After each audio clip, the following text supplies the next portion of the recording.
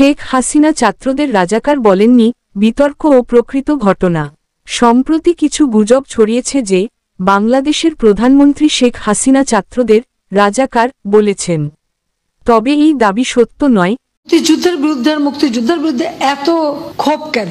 মুক্তিযোদ্ধাদের নাতিপুতিরাও পাবে না, তাহলে কি রাজাকারের নাতিপুতিরা পাবে? এবং এ বিষয়ে বিভ্রান্তি ছড়ানোর জন্য কিছু গোষ্ঠী সামাজিক যোগাযোগ মাধ্যম ও রাজনৈতিক উদ্দেশ্যে বিষয়টিকে বিকৃতভাবে উপস্থাপন করেছে।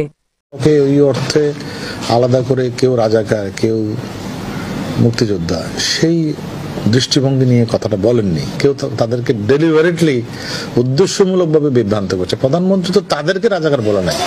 একটি নির্দিষ্ট সময়ে শেখ হাসিনা ছাত্র আন্দোলন বা কোনো রাজনৈতিক ইস্যু নিয়ে বক্তব্য দেন, সেখানে তিনি রাজাকারদের প্রসঙ্গ তুলেছিলেন।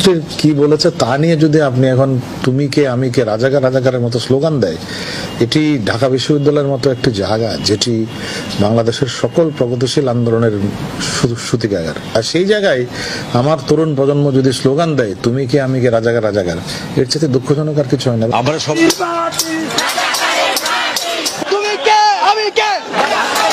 তবে তিনি সরাসরি ছাত্রদের উদ্দেশ্য করে রাজাকার বলেননি।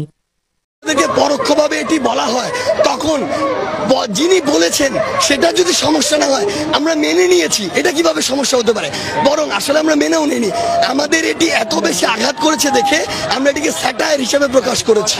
কিছু রাজনৈতিক মহল ও অপপ্রচারকারী গোষ্ঠী তার বক্তব্যকে খণ্ডিতভাবে প্রচার করে জনগণের মধ্যে ভুল ধারণা সৃষ্টি করে।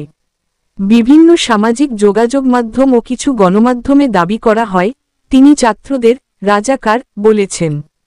তবে কোনো নির্ভরযোগ্য সূত্র বা ভিডিওতে এমন কোনো বক্তব্য পাওয়া যায়নি যেখানে তিনি সরাসরি ছাত্রদের রাজাকার বলেছেন। বরং তার বক্তব্য ছিল মুক্তিযুদ্ধবিরোধী ও স্বাধীনতাবিরোধী শক্তির বিরুদ্ধে, যা ভুলভাবে উপস্থাপন করা হয়।